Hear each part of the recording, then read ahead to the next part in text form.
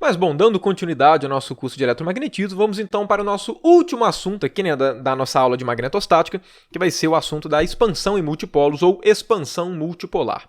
Qual que é a ideia aqui, né? Se vocês se lembrarem, lá atrás, né, na nossa segunda aula, né, sobre técnicas especiais, no regime ainda da eletrostática, eu fiz uma aula exatamente sobre expansão em multipolos, né? E a ideia por trás de fazer, né, uma expansão em multipolos é escrever, naquele contexto, né, era escrever o potencial eletrostático em termos de uma série de potência. Qual que era a motivação para isso, né? A motivação era que, primeiro de tudo, em muitas situações, determinar o potencial eletrostático de maneira exata era complicado, porque a gente tinha que resolver equação diferencial, às vezes o problema não tinha tanta simetria, enfim. Além disso, existem diversas situações em que a gente vai estar analisando sistemas físicos que, né, vão estar em um certo regime aproximativo, que nos permite não determinar a solução completa, que é muito difícil, mas que permite que a gente descubra somente uma parte da solução, né, uma solução aproximada, que é muito mais simples e que já dá conta do problema. E nessas situações, é muito útil a gente escrever a solução em termos de uma série de potências. Por quê? Imagina que a gente queira descobrir quanto é que vale uma grandeza F.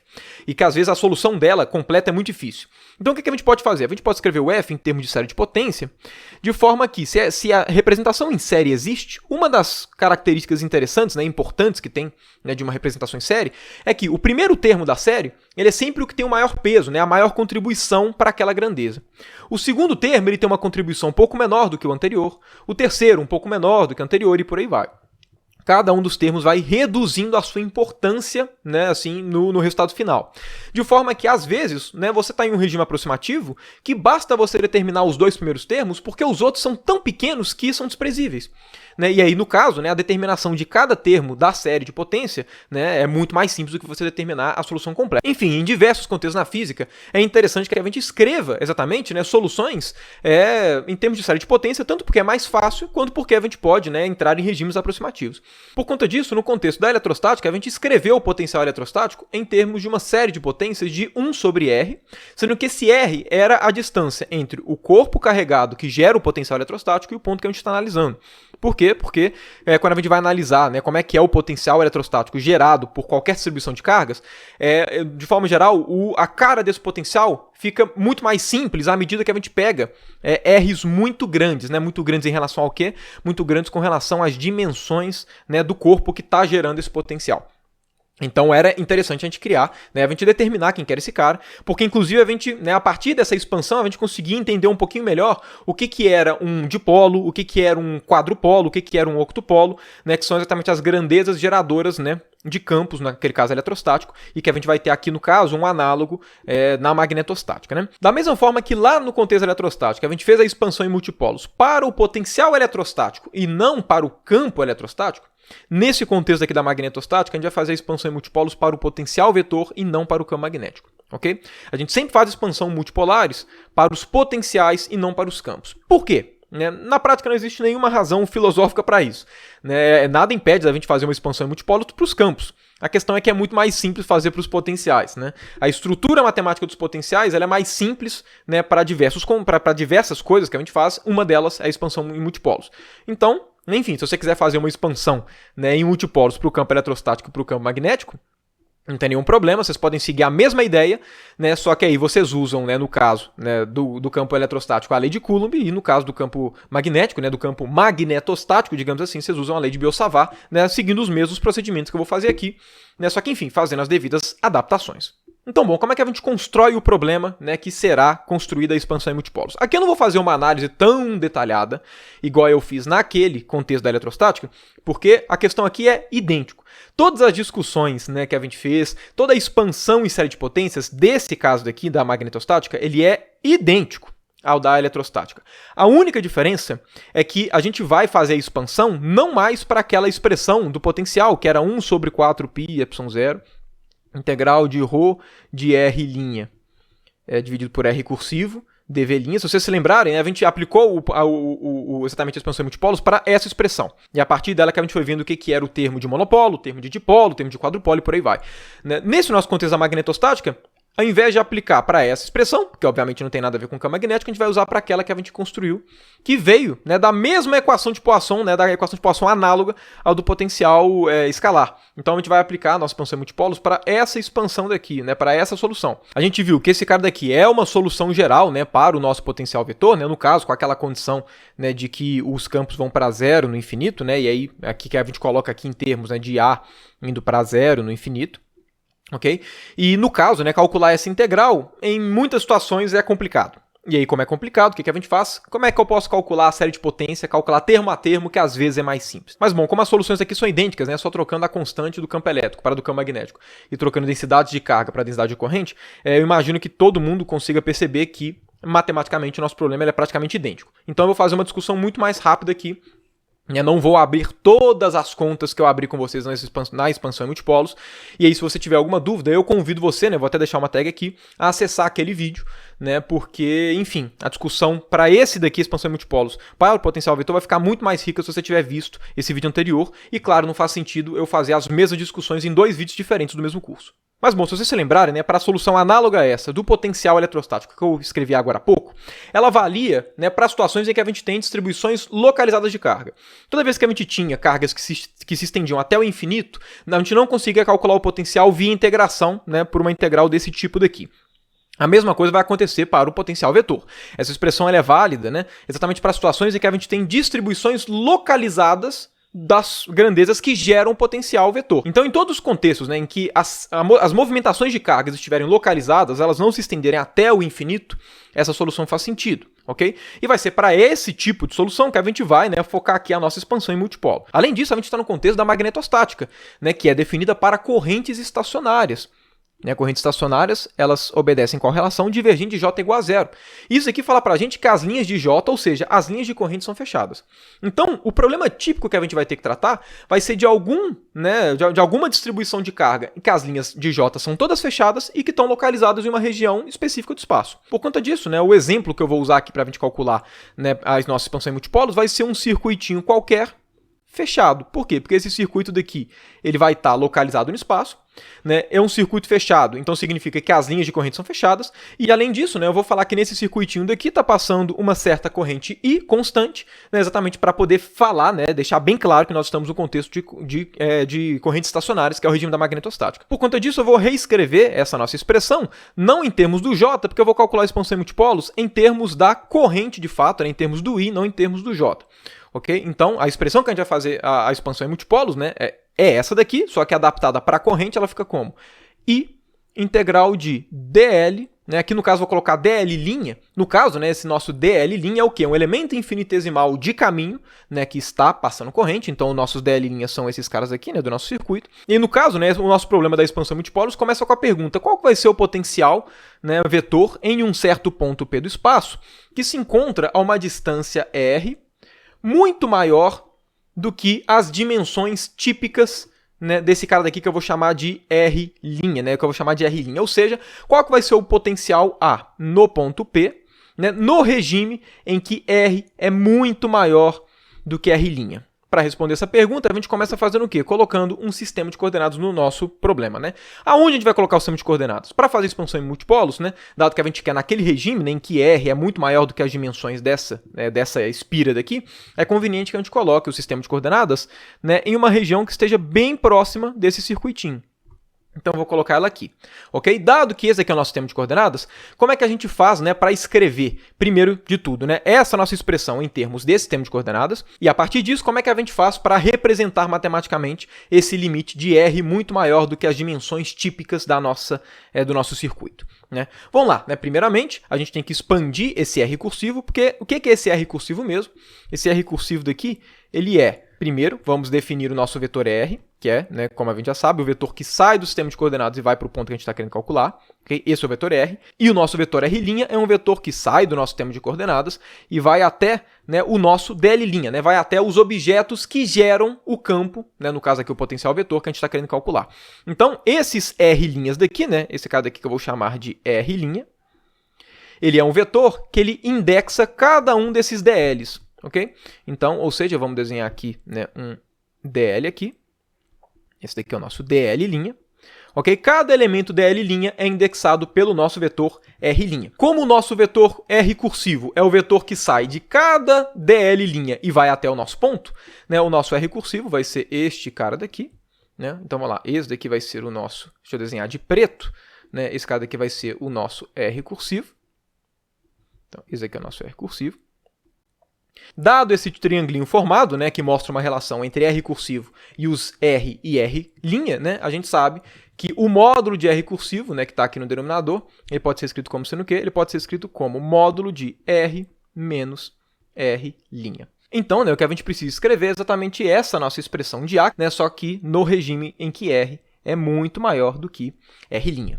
Então, né, como é que a gente vai fazer isso? Vamos começar escrevendo aqui o nosso 1 sobre r de uma maneira que seja natural de aplicar esse regime aqui, né, para a gente poder fazer uma expansão. Como é que a gente faz isso? Mesma ideia que a gente fez na expansão em múltipolos, né, lá no caso da eletrostática. Então, aqui eu vou só ir colocando, né, os resultados, né, de uma maneira mais direta. Né, vamos definir este ângulo daqui como sendo o ângulo θ, e a gente usa a lei dos cossenos. Né? 1 sobre r cursivo é igual ao quê? É igual a 1 sobre raiz de r² mais r' menos 2r' cosseno de θ. Como é que a gente faz para poder aplicar esse regime nessa expressão? Né? A gente reescreve ele de uma maneira mais conveniente, né, para toda vez que a gente quer fazer uma série de potência, né, que é o quê? Vamos escrever esse cara como r' sobre r é muito menor do que 1. Acho que ninguém tem dificuldade para verificar que é a mesma coisa, ok? Dado isso daqui, aqui até para poder facilitar, ao invés de escrever desse jeito, né, eu já vou escrever aqui, né, como sendo r² mais r' menos 2r' cosseno de θ elevado a menos meio, né? Só para não ter que ficar escrevendo 1 sobre isso. Se a gente quer aplicar esse regime aproximativo nessa expressão, o que a gente faz? Né? Para todos esses termos daqui, coloca um fator r² em evidência. Aí como é que vai ficar esse cara? Vai ficar r², que a gente está colocando em evidência, vai aparecer 1, né, aqui, mais r' sobre r ao quadrado, né, menos... Colocando um r ao quadrado aqui, vai ficar o quê? 2 vezes r' sobre r cosseno de θ, ok? Tudo isso daqui elevado a menos meio. Né? Vou até arredar aqui para o lado para que a gente tenha mais espaço. Né? A gente não precisa ficar aqui mendigando espaço.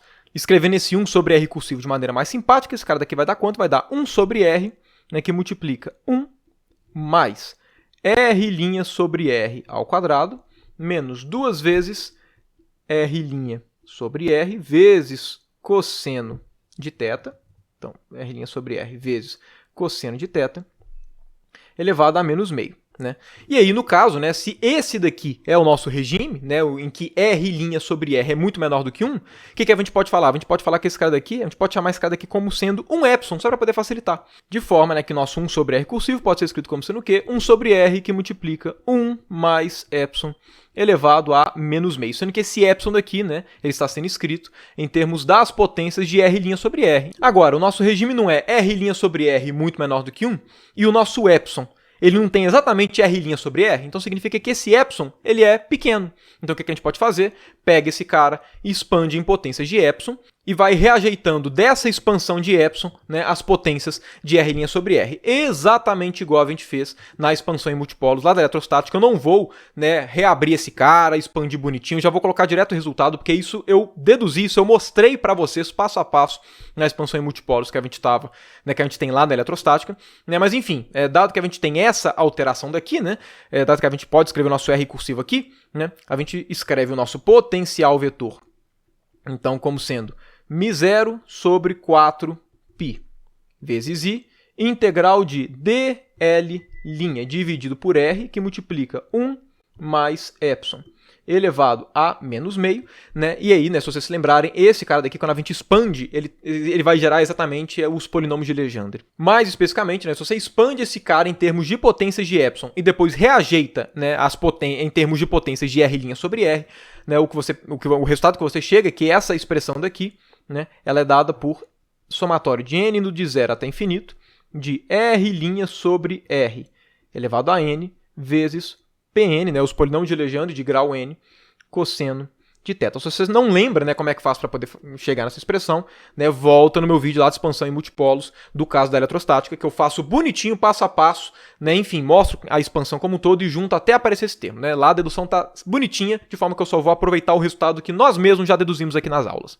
A partir disso, né, vamos incorporar essa expressão aqui no A e vamos escrever a expressão geral do A para a gente, né, interpretar os termos da série, né, que vai dar μ0 sobre 4π vezes I, somatório de n igual a 0 até o infinito, de 1 dividido por R elevado a n mais 1, integral de R' elevado a n, Pn de cosseno de θ vezes dl'. No caso, essa daqui que é a expressão do potencial vetor, né, em termos do que nós chamamos da expansão em multipolos. Né? A ideia desse nome expansão em multipolos, né, como eu já comentei lá no caso eletrostático, ela vem quando a gente interpreta cada um dos termos desse somatório, como eu vou fazer aqui para o primeiro termo, porque, enfim, é idêntico. Né? Se vocês voltarem nas aulas de expansão em multipolos de eletrostática, vocês vão ver que está igual. Né? Enfim, muda só o nome que a gente está dando para uma coisa ou outra, mas a essência é a mesma. No caso, a gente está pegando como um exemplo típico, né, para essa expansão em multipolos, circuitos que são fechados pelos argumentos que eu comentei, né, estamos no regime estacionário. Por conta disso, eu vou até, né, colocar aqui uma integral, né, em caminho fechado, eu vou até deixar claro aqui, porque a nossa integração, repara, está sendo feita em dl', que são os elementos de caminho do circuito. Agora, se a gente está levando em conta, né, se essa expansão faz sentido para esses circuitos fechados, né, então eu vou até colocar aqui uma integralzinha fechada, só para deixar claro que esse é o tipo de problema que a gente está tratando aqui. Mas, bom, como qualquer expansão em série, né, no contexto da física, vamos analisar aqui alguns termos, né, mais especificamente o termo de n igual a 0 e o termo de n igual a 1. Se vocês se lembrarem lá do contexto eletrostático, né, o n igual a 0 ele passava a contribuição de monopolo e o n igual a 1 passava a contribuição de dipolo. O n igual a 2 passava de quadrupolo, o n igual a 3 de octopolo e por aí vai. Né? Lá eu até cheguei a mostrar como é que era a contribuição de n igual a 2, né, que era do quadrupolo. Aqui eu não vou fazer isso, né, o raciocínio ele é idêntico. Né? Aqui no caso eu vou pegar só para esses dois, né, porque eu acho que a física contida nesses dois daqui, né, comparada a tudo que a gente passou, né, dá para ter uma discussão mais interessante. Então vamos começar aqui, né, com o nosso n igual a 0. Com o nosso n igual a 0, vamos pegar a nossa contribuição de monopolo. Quando a gente pega n igual a 0, como é que fica aqui a nossa expressão? O nosso A de mono, né, de monopolo, ele fica o quê? Ele fica μ0 i dividido por 4π, então μ0 i dividido por 4π. Agora vamos lá, com n igual a 0 é que vai ficar 1 sobre r, né? E que vai ficar o quê? Vai ficar integral, né, de caminho fechado, r' elevado a 0, vai dar 1. P0, né, o polinômio de Legendre 0, é a função 1, é a função constante. Então, esse termo todo daqui para n igual a 0 vai ficar igual a 1. Então, vai se reduzir simplesmente a integral de dl'. Agora, quanto é que esse cara? Esse cara daqui é igual a 0. Por que é igual a 0? O que essa integral daqui está falando? Some os dl's vetores ao longo de um circuito fechado. Agora, esse dl' vetor não são exatamente esses vetorizinhos? O que significa você somar todos eles? Significa que você está fazendo uma soma vetorial de todos esses caras. Se o circuito é fechado, né, se você soma os dl's de todo mundo, isso dá 0, certo? Por definição. Aí, né, você poderia chegar e falar, aí, Felipe, isso aí não é uma prova que monopólos magnéticos não existem? Porque aqui está falando que não existe contribuição de potencial vetor e, por consequência, de campo magnético de monopolo. Né? É 0. E a resposta é óbvio que não. Né? Afinal de contas, como é que a gente definiu o potencial vetor? O potencial vetor ele não vinha do fato de que divergência de B igual a 0, e aí a gente podia escrever o B como sendo o rotacional do A. Ou seja, na definição do A já está implícito que divergente de B igual a 0. O que divergente de B igual a 0 significa? Não existem monopólos magnéticos. Então é óbvio que aqui tinha que ser 0. Né? Seria um problema se desse diferente de 0, né? Porque essa já é a solução que leva em conta que não existem monopólos. Isso é só uma questão de consistência mesmo, né? Para poder mostrar que, né, de fato, né, a expansão em multipolos retorna o óbvio de que, né, a contribuição monopolar, né, que seria exatamente a contribuição gerada pela carga resultante desse problema, é 0. Então vamos agora analisar exatamente o nosso n igual a 1, que seria, né, a nossa contribuição de dipolo. Né? Vamos lá, como é que vai ficar o nosso A de dipolo? A nossa contribuição dipolar aqui do potencial vetor. Bom, né, o primeiro termo aqui vai ser igual, né, μ0i dividido por 4π. Né? Aí agora vai aparecer 1 sobre r elevado a 1 mais 1, né, ou seja, 1 sobre r quadrado. Okay? Vai ficar integral de r' elevado a 1, r', né, então, né, módulo de r', P1 de cosseno de θ, P1, né, o polinômio de Legendre 1 é o polinômio x, né, de cosseno de θ, então aqui vai ficar o quê? Cosseno de θ, ok? E aqui o nosso dl'. Aí olha só, aqui eu vou fazer a mesma coisa que a gente fez lá atrás. R', módulo de R', cosseno de θ. Θ não é exatamente o ângulo entre R' e o R, então esse cara daqui pode ser visto como módulo do primeiro vezes o cosseno do ângulo entre R' e R. Por conta disso, a gente pode interpretar esse cara como sendo o quê? Como sendo R chapéu produto escalar com R'. Por quê? Quanto é que vai dar esse cara? Módulo do primeiro, 1. Módulo do segundo, R', vezes cosseno do ângulo entre eles, cosseno de θ, ok? Então, deixa eu só passar aqui, né, para a nossa próxima página, para que a gente tenha um pouco mais de espaço para poder discutir, né, porque aqui eu vou ter que fazer algumas adaptações melhores, né, para poder ficar na cara que eu quero mostrar aqui para vocês essa solução, né, para poder fazer exatamente, para poder resgatar, né, o que a gente chamava de momento de dipolo e tudo, mas enfim, né, então, por conta disso, essa integral daqui, né, vamos lá, essa nossa integral, ela vai ficar com qual forma? Ela vai ficar com integral de R chapéu produto escalar com R', dl' vetor. No primeiro momento, esse cara daqui parece não trazer nenhuma informação muito óbvia para a gente, né? Porém, existe uma identidade do cálculo vetorial, que eu vou passar aqui para vocês, que faz com que a gente consiga interpretar esse cara de uma maneira bem reconhecível, digamos assim. Que é o seguinte, né? Existe uma identidade que fala que se a gente faz integral em um caminho fechado, né, de uma função f escalar dl, esse cara daqui é igual a menos integral de gradiente de f produto vetorial com dA. Aqui, no caso, eu estou fazendo este vetor, produto vetorial com um elemento, né, de área dA, sendo que esse elemento de área dA é um elemento de área, né, de uma certa superfície que tenha o bordo desse cara daqui, certo? Então, se a gente está fazendo essa integral, né, numa certa curva C, né, e esse cara daqui está sendo feito numa certa superfície S, né, essa superfície S e essa curva C, elas são relacionadas que a curva que você está fazendo essa integral, ela é exatamente o bordo desse cara. Essa identidade ela é útil para a gente, por quê? Porque aqui a gente tem um produto escalar de dois vetores. Então, esse cara daqui é uma função, né? A gente pode aplicar essa expressãozinha daqui, né, chamando esse cara daqui dessa nossa função f, né, exatamente pelo fato de ser um produto escalar. A partir disso, né, a gente consegue escrever esse cara daqui como? A gente consegue escrever esse cara como menos integral, né, de superfície, né, na superfície delimitada pelo contorno que a gente fez a integração. Quem que é o contorno que a gente está fazendo a integração? É o circuito. Então, quem que é essa superfície que a gente está fazendo? É qualquer superfície, né, dada por esse cara. Então, a gente pode pensar, né, se é qualquer superfície, vamos fazer, né, na superfície mais óbvia que esse circuito delimita. A partir disso, né, essa integral vai ser menos integral de superfície de gradiente linha de R chapéu, produto escalar com R', produto vetorial com dA. Mas aí você poderia chegar para mim e falar, Felipe, por que você está colocando gradiente linha e não só o gradiente? Né? Aqui no caso é porque, né, só relembrando, a nossa integração está sendo feita nas coordenadas linha, certo? Então, né, se ela está sendo feita na coordenada linha, o gradiente que vai aparecer aqui é relacionado às coordenadas que eu estou fazendo a integração, por isso que aqui apareceu o gradiente linha. Agora, esse cara daqui é uma espécie de uma derivada do produto, né? Uma derivada de um produto de funções, né? Aqui no caso o gradiente de um produto escalar. Existe uma identidade para isso. Esse tipo de identidade a gente nunca precisa decorar, né? Esse tipo de resultado é sempre tabelado. Mas enfim, né? Esse cara daqui, ele dá R chapéu produto vetorial com rotacional de R', mais R chapéu produto escalar com nábula linha, né? Aqui no caso, né, todos esses caras daqui, todos esses nábulas que aparecem, né, são linha, né, por conta desse cara daqui que tem linha. Esse cara daqui, né, aplicado exatamente ao nosso R'. Agora, esse cara daqui é igual a zero por obviedade, certo? Porque esse cara daqui é o quê? X' na direção X', Y' na direção Y', Z' na direção Z'. Né? E o rotacional, ele sempre pega derivadas em relação a coordenadas diferentes do que a direção que está apontando. Enfim, né, se você não conseguiu visualizar, só faz o determinante, né, do produto vetorial, que vocês vão ver que isso aqui dá zero de cara. Certo? E esse cara daqui, se vocês abrirem, vocês vão ver que essa parte daqui, ela vai dar simplesmente R chapéu. Também é muito simples de verificar, né? Se você não consegue verificar isso, vai abrindo aqui, mas aqui vai aparecer basicamente derivada com relação a x' do x', derivada com relação ao y' do y' e por aí vai, certo? Então, por conta disso, né, como é que fica o nosso potencial vetor, né, a contribuição dipolar do potencial vetor? A gente tem aquela constante inicial, né, e agora essa integração. Essa integração a gente acabou de ver que ela se reduz ao quê? Ela se reduz a menos R chapéu produto vetorial com dA'. Okay? Então aqui vai ficar, né, menos integral de R chapéu produto vetorial com dA'. Agora, olha só, a integração está sendo feita nas coordenadas linhas. Esse R daqui só depende do ponto que a gente escolhe. Só depende desse ponto. Esse R é constante para essa integração, então eu posso colocar ele para fora da integral. Colocar ele para fora da integral, né, significa que eu posso colocar esse R produto vetorial para fora, ok?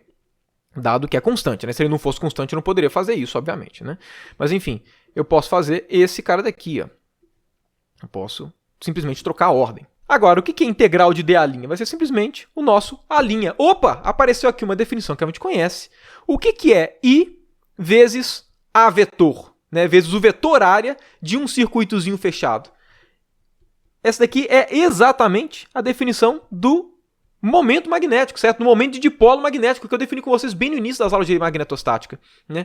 Por conta disso, né, qual que é a conclusão que a gente chega? A nossa contribuição de dipolo do potencial vetor, ele vai dar o quê? Vai dar menos μ0 dividido por 4π, 1 sobre r quadrado, e aqui vai aparecer o quê? Aqui vai aparecer R, produto vetorial, com o nosso M. Para deixar isso de uma maneira mais bonita, o que a gente faz? Vamos trocar a ordem aqui do produto vetorial, né? Em vez de escrever R vec M, eu vou escrever como M vec R. Então, M vec R. E aí, né, como eu inverti a ordem do produto vetorial, eu tenho que trocar o sinal, né?